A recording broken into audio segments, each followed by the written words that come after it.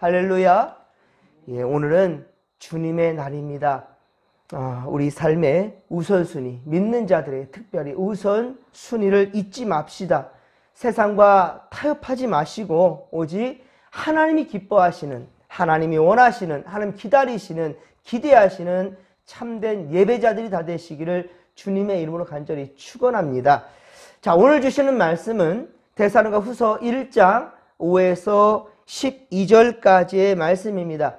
주님의 재림, 주님의 재림과 심판에 대한 말씀입니다. 항상 깨어있어 믿음 굳게 지키시며 그리고 주님의 날을 소망 중에 기다리는 믿음의 권속들이 다 되시기를 주님의 이름으로 간절히 축원합니다.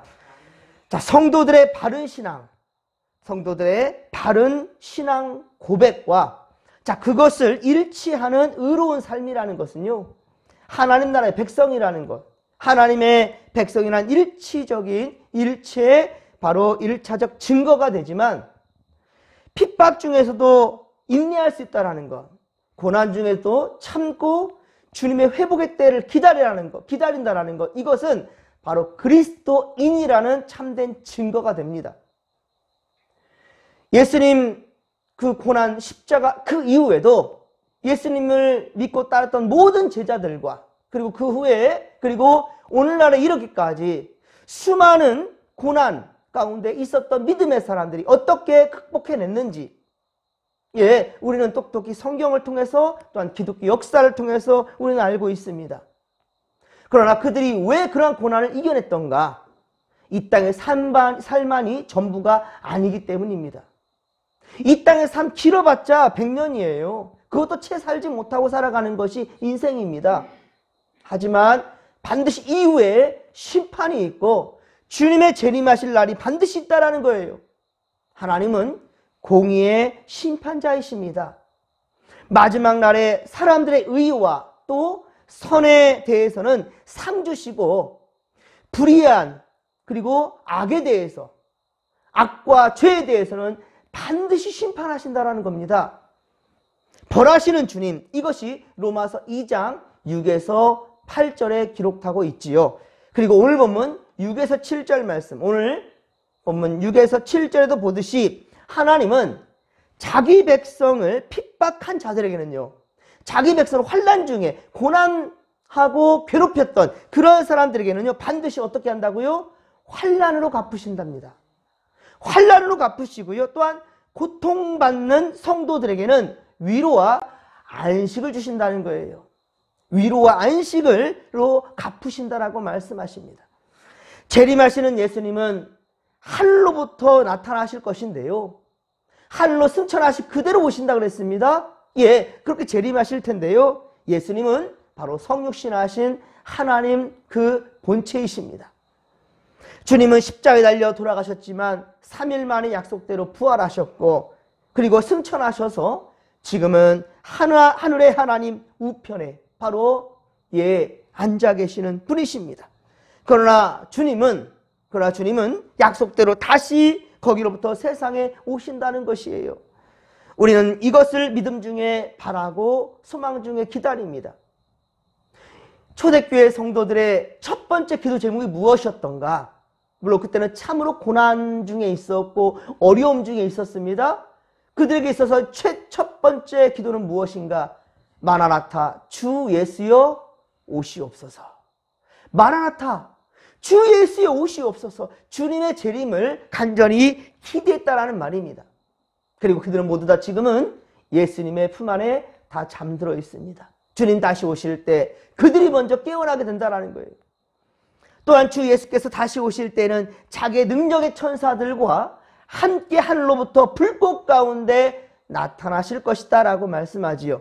7절, 오늘 보면 7절 하반절에 그리 말씀하고 있는데요, 여기 불꽃 중에라는 말은요, 8절 또 하반절에 보면 예수님의 복음에 복종하지 않는 자들에게 형벌을 내리신다라고 말씀하였는데요, 이것과 지금 연결하는 거예요. 불꽃 중에, 이 불꽃이라는 건 진노의 불꽃이라는 겁니다. 즉 주의 재림은 악인들에게는요, 심판의 자리가 될 것이고요, 물론 주를 믿는 자들에게는 바로 해당되지 않는 것이지요. 하나님을 모르는 사람들 중에 자신들을 가리켜 무신론자라고 말하는 자들이 있어요. 예, 물론 다른 우상을 숭배하는 사람도 있겠지만은 예수를 전하다 보면 우리 주님 믿어야 천국 갑니다. 예수를 믿으시오라고 얘기한다면 나 무신론자라고, 나는 주먹만 믿는다고, 내 주먹 믿는다고 이렇게 말하는 사람들이 있는데요. 그러나 여러분, 모든 사람은요, 그 옛날부터 현대 지금에 이르기까지 종교심이라는 게 있어요. 종교심이라는 것이 있습니다. 사람은 불완전하기 때문에 절대자를 의지하고자 하는 그런 마음이 있다라는 거예요. 하다못해 이웃나라와 축구 경기만 하더라도요, 분명히 불신자라고 했는데도 불구하고 손이 모아져요. 그리고 골대 앞에 섰을 때는 제발 이런단 말이에요. 제발이 뭐예요? 당신의 주먹을 믿는다며요. 그러면 자기가 판가름을 할 수 있겠네요? 그렇지 못하다는 거예요. 단순히 스포츠 경기 그거 하나만으로도 절대자를 의지하려고 하는 그런 마음이 사람들에게 있단 말이에요. 당장 지금 시험을 치릅니다. 나도 모르게 손이 모아진다니까요. 하다못해 운전면허증을 보러 갔더라도 초조함과 긴장감 이것을 풀기 위해서 절대자를 의지하려고 한다는 말입니다. 그러나 여러분, 이것이 자연스러운 것인데, 종교심이라는 것은 자연스러운 것인데, 그러나 사람들이 창조주 하나님을 알지 못한다는 거예요. 신 중에 신이요, 아니 우리를 창조하신, 세상 만물을 창조하신 바로 하나님을 알지 못하는 가운데에 바로 천사장 루시퍼가 타락해서 하나님과 겨루어서 자기가 이겨보려고 하다가 타락한 천사장이 있습니다. 그가 바로 루시퍼, 악한 영들 이끌어가는 사탄 마귀가 되었는데, 그가 하나님이 아닌 다른 어떤 절대자를 의지하려는 그 마음 가운데 자신이 신이라고, 자신이 절대자라고 그렇게 둔갑해서 나타난다는 겁니다. 그리고 끊임없이 우리가 하나님께로 향해 가는 것을, 그 길을 가로막는다는 거예요. 사람은 혼자서는 살 수 없습니다. 그래서요, 태초에 하나님은 인간을 창조하실 때 돕는 배필을 만드셨죠. 그리고 우리 사람을 가리켜서 뭐라고 합니까? 사람은 사회적 동물이다, 이렇게 말을 하지 않습니까? 혼자서는 살 수 없어요. 한자로 사람인자도 서로 의지하게끔, 그쵸? 서로 의지하는 존재예요. 아무리 맛있는 것도 혼자 먹으면 맛없습니다. 아무리 재미난 영화나 드라마를 보더라도요, 혼자 보면서 박장대소를 하면서도 어딘가 모르게 부족해요. 함께 하는 게 손바닥도 맞다 칠 때 소리가 나는 거예요. 아무리 힘껏 내리치더라도 마주침이 없으면 재미가 없습니다. 이룰 수가 없는 거예요. 함께 가는 겁니다. 그렇습니다, 여러분. 우리는 함께 가는 것, 이거 하나님께서 원하신다라는 거예요. 두세 명이 모인 곳에 내가 그곳에 함께 하신다라고 주님 말씀하셨습니다. 합력하여 선을 이루라고 주님은 그리 말씀하십니다. 합력하는 겁니다. 함께 가는 겁니다. 인간이 자신을 만든 창조주를 믿고 의지하며, 그리고 하나님께서 내게 허락하신 그 믿음의 동지들과 함께 가는 것, 이것은 참으로 큰 축복이고 인생의 맛이라는 거예요. 함께 울고 함께 웃고 함께 기뻐하고 함께 재미난 삶을 살아가는 그런 인생, 바로 우리 믿음의 권속들, 진목계 성도들이 되기를 주님의 이름으로 간절히 축원합니다. 그래서 최소한 우리가 주님의 날, 바로 오늘만큼은 하나님 집에 모여서 함께 떡을 떼며 함께 식사를 하고 함께 하나님 말씀을 먹으면서 그렇게 한 주간 시작하는 거예요. 그러나 성경은 어떻습니까? 하나님을 모르는 것, 그 자체가 죄라고 말하고 있어요. 성경은 하나님을 알지 못하는 그 죄, 그것 자체가 죄라고 얘기하고 있다는 거예요. 아는 것이 명철이라고 말하고 있어요. 주님을 아는 것, 하나님을 아는 것이 곧 명철이라 잠언서 9장 10절에 말씀합니다. 또한 예수님은요, 요한복음 17장 3절에 말씀하시기를 영생, 자, 우리가 바라는 것이 영원한 사는 것입니다. 영원한 나라에 이르는 겁니다. 영생, 그러면 영생을 취하기 위해서는 어떻게 해야 되느냐? 영생은 곧 유일하신 참 하나님과 그의 보내신 자 예수 그리스도를 어떻게 하는 거다? 아는 것이다.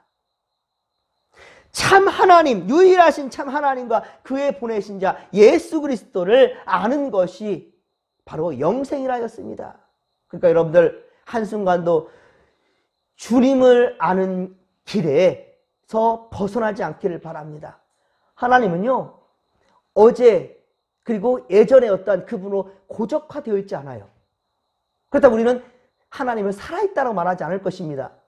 여러분, 우리가 일기를 쓰잖아요. 얼마 전에도 그전에 우리 이러저러 얘기하다가 예전에 저는 초등학교 때는 중학교 때, 고등학교 때까지도, 대학교 때도 제가 항상 일기를 쓰는 습관이 있었어요. 저희 아버지가 항상 일기를 썼거든요. 그 모습을 저도 보고 배운 바가 있고요. 또한 초등학교 다닐 때는 이거 반강제였죠. 모두 다 일기를 썼고 검사까지 받았어요. 참 순수했어요. 선생님이 다 보고 읽을 줄 알면서, 엄마 아빠가 다 보고 읽을 줄 알면서도 아주 정확하게 구체적으로 막 이렇게 일기를 썼던 그런 흔적들을 엊그제 좀 제가 보았는데, 요즘 아이들은 일기를 쓰질 않아요. 예, 학교에서 강요하지도 않거니와 그러다 보니까 문장력도 떨어지고 참 문제가 많은 것 같아요. 정말로. 예. 그런데 우리가 우리의 삶의 그 순간순간들을 이렇게 기록하는 부분들을 보게 된다 한다면 어떻습니까? 어제와 똑같은 오늘인가? 아니라는 거예요. 참 신기하리만큼 예, 그렇게 일기를 썼는데도 불구하고 다 달라요, 내용이. 매일매일 새로운 이야기가 이루어진다는 거예요. 하나님의 말씀도 마찬가지입니다. 제가 오늘 이 본문의 말씀을 한두 번 말씀을 전했겠습니까? 그런데도 불구하고 매 순간 말씀을 전할 때 또 다른 은혜가 있다는 거예요. 여러분, 이것을 경험할 수 있게 되기를 주님의 간절히 축원합니다. 그럴 때 우리는 고백합니다. 살아계신 주, 나의 참된 소망. 할렐루야! 살아계신 주 하나님은 나에게 뭐가 되신다? 소망이 되신다는 거예요. 내게 소망 되시는 분, 죽은 하나님 믿는 게 아니에요. 종이 호랑이 믿는 것이 아니에요. 우리는 살아계신 하나님을 믿는 겁니다. 오늘도 우리와 역사하시고 함께 하신 하나님. 그런데 어째서 우리가 한 주간을 시작하는, 하루를 시작하는 이 귀한 시간을 어찌 코람데오 아버지 앞에 아닌 세상에서 시작할 수가 있겠습니까? 자, 9절에 보십시오. 복음을 따라 살지 않는 자들은 어떻다? 주의 얼굴과 그의 힘의 영광을 떠나 영원한 멸망의 형벌을 받게 될 것이다 라고 말씀합니다. 사랑하는 성도 여러분, 절대로 하나님의 영광의 앞을 떠나지 마시기 바랍니다. 집 나가면 무엇이라 하죠? 집 나가면 고생이라는 말이 있지요. 집 나가면 고생이라. 맞습니다. 우리가 있어야 될 것은 코람데오 하나님 앞에예요. 여러분, 하나님 앞을 벗어나면 편할 것 같지요? 아닙니다. 여러분들, 정말로 세상 말로 개고생이에요. 하나님 앞을 떠나는 순간 우리에게는 참으로 멸망의 길이 된다는 겁니다. 악한 영들이 우리를 바보로 삼을 겁니다. 우리를 가만히 내버려두지 않는다라는 거예요. 10절 말씀을 같이 읽겠습니다. 10절입니다. 그날에 그가 강림하사 그의 성도들에게서 영광을 받으시고 모든 믿는 자들에게서 놀랍게 여김을 얻으리시니 이는 우리의 증거가 너희에게 믿어졌음이라. 아멘. 할렐루야. 여러분, 예수님은 재림하시는 날, 주님의 날, 그날은 곧 주님이 재림하는 날입니다. 그의 성도들 가운데서 영광을 받을 것이다 라고 말씀합니다. 그리고 성도들은 어떻습니까? 재림하시는 예수님을 보고 기뻐하며 찬송한다라는 거예요. 하지만 성도들의 이 증거는 어떻습니까? 복음을 아무나 믿을 수 있다면 얼마나 좋겠냐마는 이 믿는 것 그리고 이 주님 안에 사랑하는 것도 솔직히 말한다면 쉬운 일은 아니에요. 긴 세월 가운데 많은 사람들은 주의 복음을 들었어도 어떻습니까? 믿지 않은 사람 태반이었죠. 여러분들 한 해 다 가는데 지금 이제 벌써 8월도 이제 막바지 이제 20일이에요. 벌써 3분의 2가 지났습니다. 한 해 동안 여러분 몇 명이나 전도했습니까, 여러분? 열매를 거둔 것까지는 말씀하지 않을게요. 얼마나 전도하였습니까, 여러분들? 왜 그 좋은 것을 하지 않습니까? 왜 하지 않을까요? 또한 여러분 전화 할지라도 곧바로 그 사람이 이번 주부터 교회 나갈게요 라고 말하는 사람이 몇 명이나 됩니까, 여러분들? 그게 쉽지 않은 거죠. 전도하면 왠지 내가 뭐 죄인처럼 이렇게 작아지는가? 그대 앞에 서면은 나는 왜 이렇게 작아지는가? 어떻게 말할 줄도 모르고 어떻게 해낼 줄을 몰라서 무슨 죄인처럼 왜 그런지 모르겠어요. 예. 가장 좋은 것을 가지고 있는 우리가 갑인데, 예. 우리가 구원받은 우리 하나님의 백성이고 성도인데, 우리가 갑이건 분명한 건데, 우리가 구원받은 성도는 분명한 건데, 하나님의 백성인 건 분명한 건데, 그럼에도 왜 세상 앞에서 당당하지 못하는지 모르겠어요. 예. 그리고 그렇게 힘을 내어서, 용기를 내어서 전했다 할지라도, 수많은 사람들 어떻습니까? 믿음의 길로 나오지 않는다는 거 아니에요. 믿음의 길로 나오지 않아요. 그러나, 데살로니가 성도들은 어떻습니까? 그것을 믿었다라는 거예요. 사도 바울은 그곳에 세 일에 3주밖에 그곳에 있지를 못했어요. 데살로니가 그 지역에. 그렇기 때문에 가는 곳마다 계속 데살로니가 그 성도들이 마음에 걸렸어요. 미안함이 있었습니다. 그래서 그렇게 사랑하는 제자요 아들로 삼은 디모데를 그곳에 보냈더니만 어때요? 좋은 소식을 들었잖아요. 그곳이 변화되고 있다라는 것을. 데살로니가 지역이 변했다라는 거예요. 예. 놀라운 거죠. 이것은 하나님의 사람의 마음과 하나님의 마음은 다르다는 거예요. 하나님의 교회는 하나님이 책임져요. 제가 예전에 이제 시골 교회에서의 물론 우리 지역도 시골이긴 하지만 경기도권이기 때문에 사실 핑계할 수 없어요. 서울까지도 1시간이면 다 오가는 길이에요. 하지만 제가 이제 김제 같은 경우에는 3, 4시간 걸려요. 제가 서울로 이제 대학원을 공부를 하면서 준전임으로 김제까지 왕래를 하면서 또 상황이 여의치 못해서 결국은 나중에 제가 이제 경기도권에서 전임 전사 생활을 또 하게 되는데요. 얼마나 많이 울었는지 몰라요. 김제를 떠나오면서. 와, 이제 시골 벗어난다. 좋은 것이 아니라 정말로 많이 울었어요. 제일 제가 많이 가슴 아파하고 슬퍼했던 것이 사실은 김제였어요. 예, 물론 그 외의 지역에도 많이 교회들이 참 하나님의 참 섭리 가운데 그렇게 성장했지만 특별히 그랬어요. 왜 그랬던가? 인간의 마음이 있었습니다. 여기에 누가 목회자가 또 올까?